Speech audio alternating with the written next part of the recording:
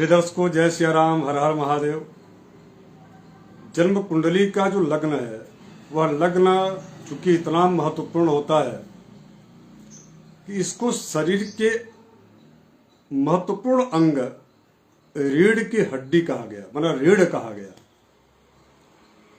इसका अर्थ यह नहीं कि जो है उस अंग का प्रतिनिधित्व लग्नेश करता है, ऐसा नहीं है।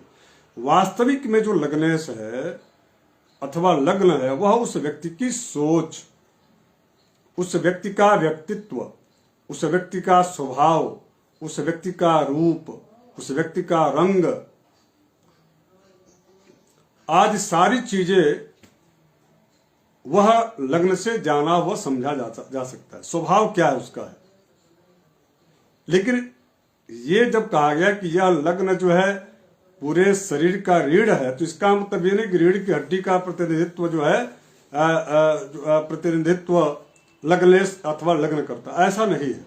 बल्कि रीढ़ की हड्डी का प्रतिनिधित्व तो वास्तविक में देखा जाए ग्रहों के अनुसार तो वह शनि करते हैं। और विशेष करके यदि शनि पीड़ित अथवा प्रभावित होते हैं तो वह नर्व की कई सारी दिक्कतें, नस से संबंधित दिक्कतें, यदि बुध से पीड़ित हो तो, अथवा बुध पीड़ित हो, शनि की दृष्टि हो, अथवा शनि और बुध का आपस में संबंध हो, आदि आदि चीजें। खैर वो एक विषय अलग है। मैं आपको आज जो है लग्न के बारे में बताने का प्रयास कर रहा था कि लग्न वास्तविक में उसकी भूमिका क्या है। देखिए, लग्न के बारे में विशेष करके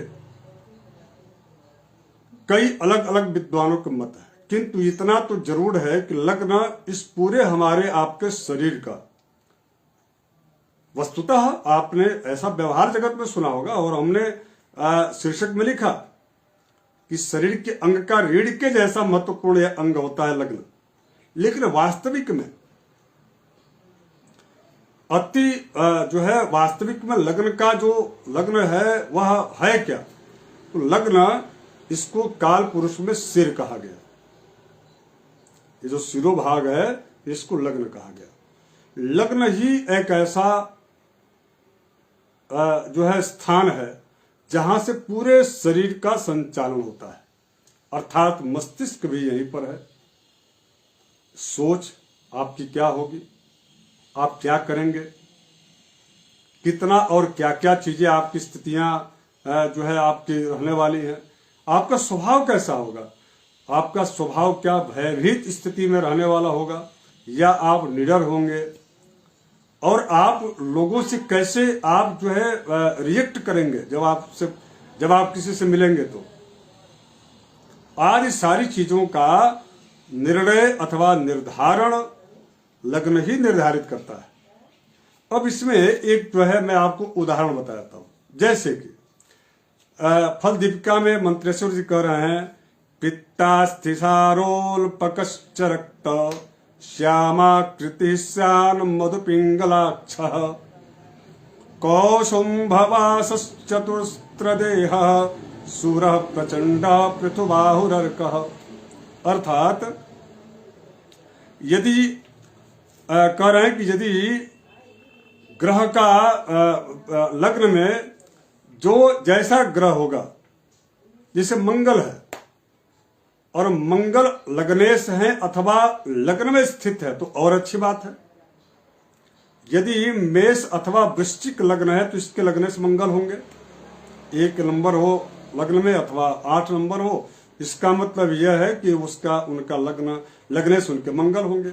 अब जो है यदि लग्न यहां पर कोई भी हो और यदि मंगल बैठे हो तो जो ग्रह वहां स्थित होंगे